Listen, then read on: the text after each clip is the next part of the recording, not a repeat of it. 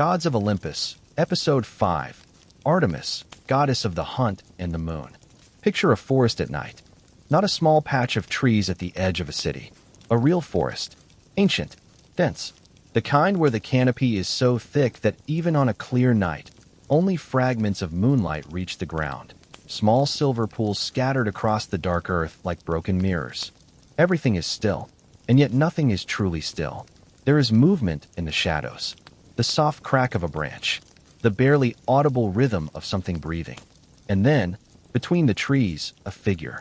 Moving through the dark with absolute certainty. No hesitation, no stumbling, no need for torchlight. A silver bow in hand. A quiver on her back. Eyes that see everything the darkness tries to hide. She is not hunting you, but she could find you if she wanted to. She could find anything. Her name is Artemis, goddess of the hunt, the moon, and the wild. Twin sister of Apollo, daughter of Zeus and Leto. One of the most powerful and most fiercely independent figures in all of Greek mythology. Welcome back to Gods of Olympus. Last time we followed Apollo into the light, into prophecy, music, and the brilliance of the sun.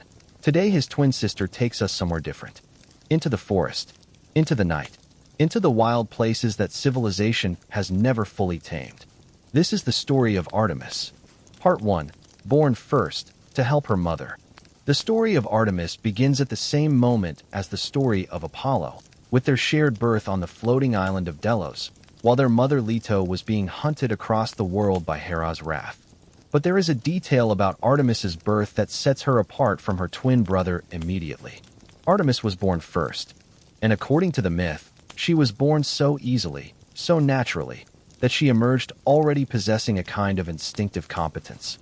While Leto then labored for 9 more days and nights to bring Apollo into the world, it was the newborn Artemis who served as midwife, who stayed beside her mother, steady and capable, helping her through the long, difficult birth of her twin. Think about what that image means. A goddess barely hours old, already a protector, already someone others lean on, already defined not by need, but by capability and care. From the very first moment of her existence, Artemis was someone who showed up when things were hard. This quality never left her. Throughout all of Greek mythology, Artemis is consistently the goddess who appears at the moments of greatest vulnerability, not to take advantage of that vulnerability, but to guard it.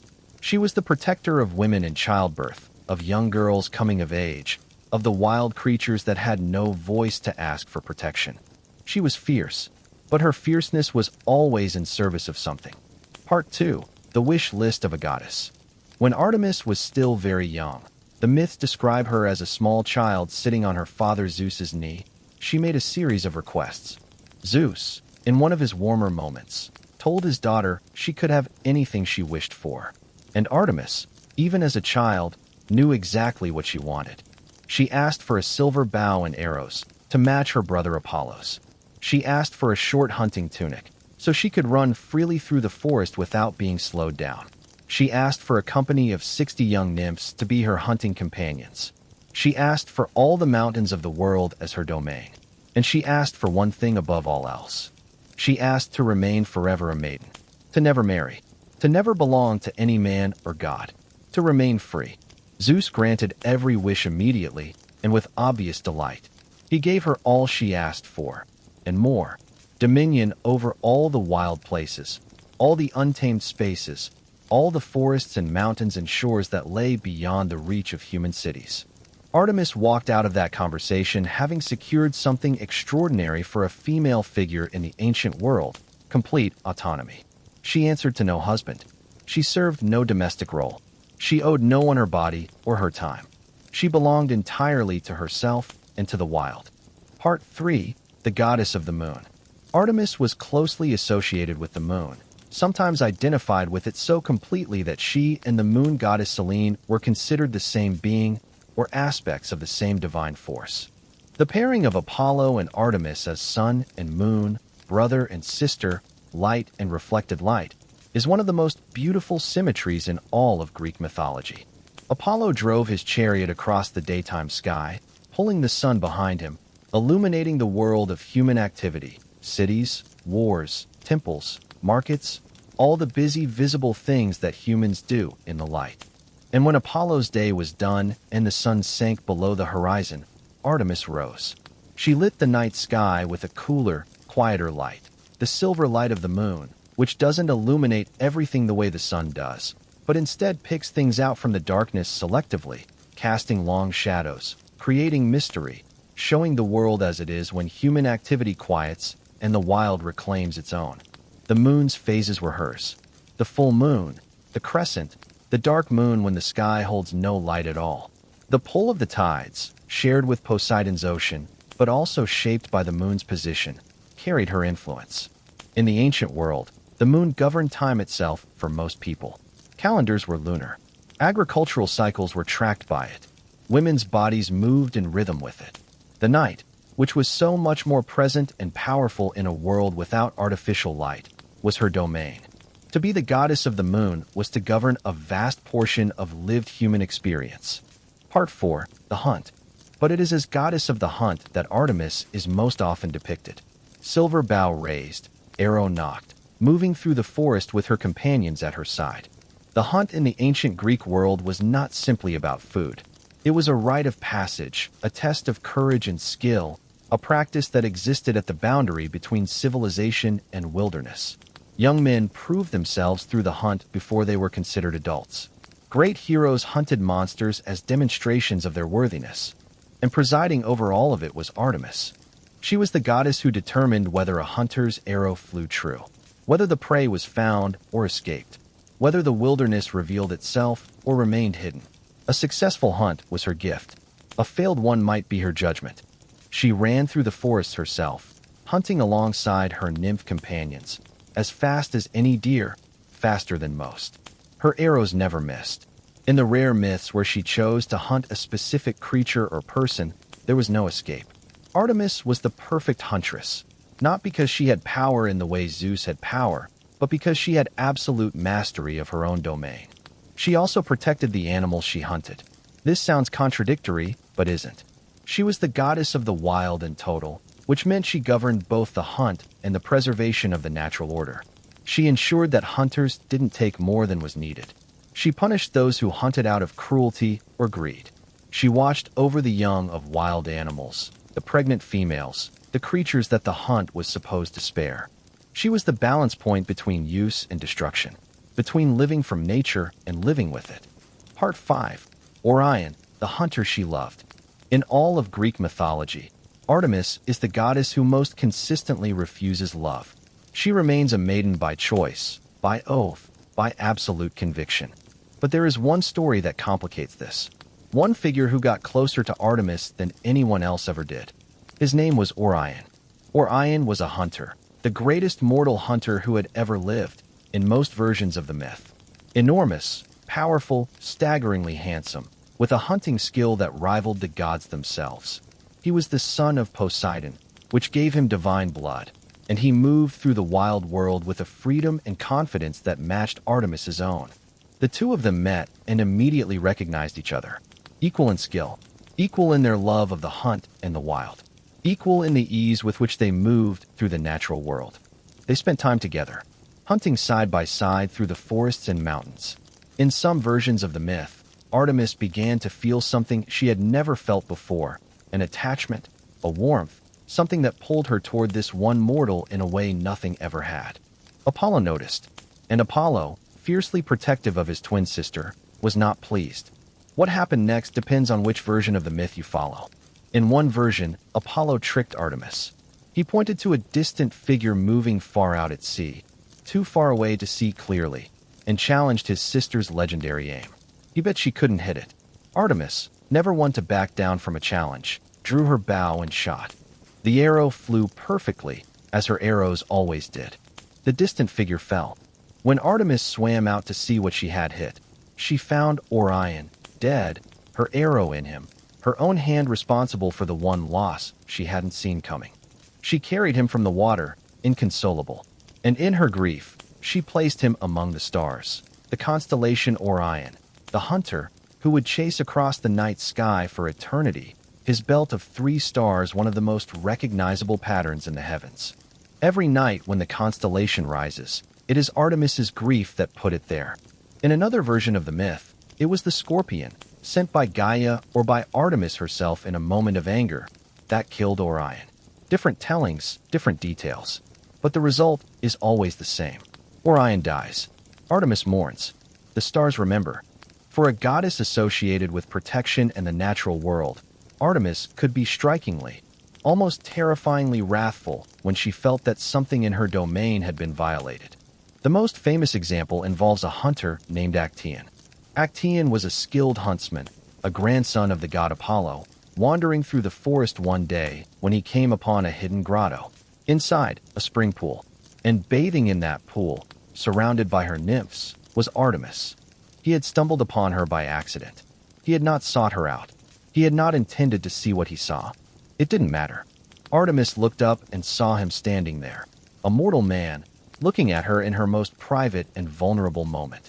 In her domain, without invitation, without any right to be there. She reached into the spring and splashed water onto him. And where the water touched him, he began to change. His hands became hooves.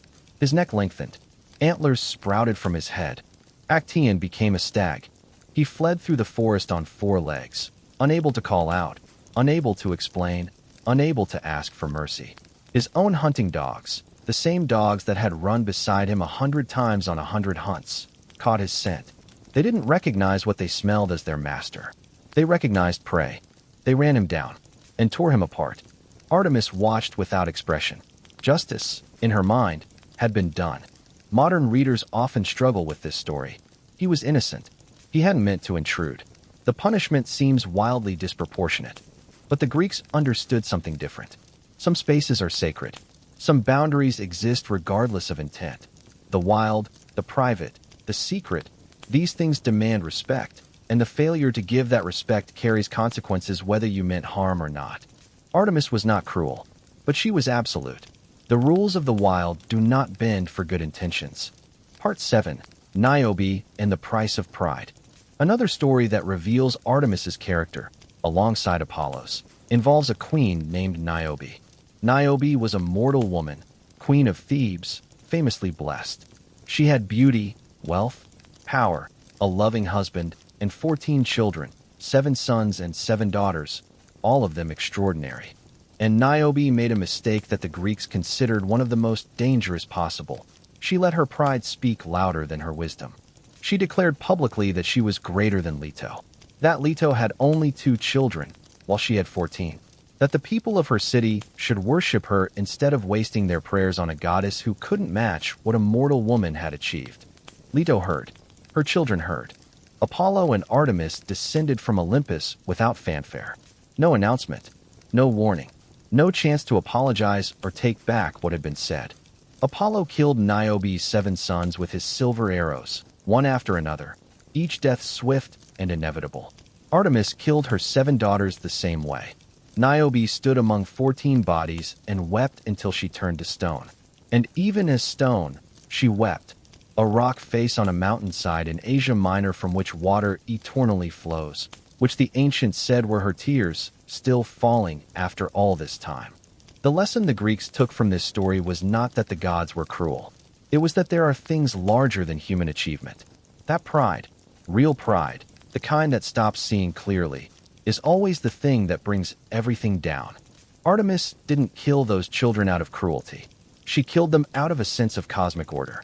Some things must not be said. Some boundaries must not be crossed. And when they are, the universe corrects itself. Part 8. What Artemis represents. Look at Artemis across all her stories, and something consistent emerges.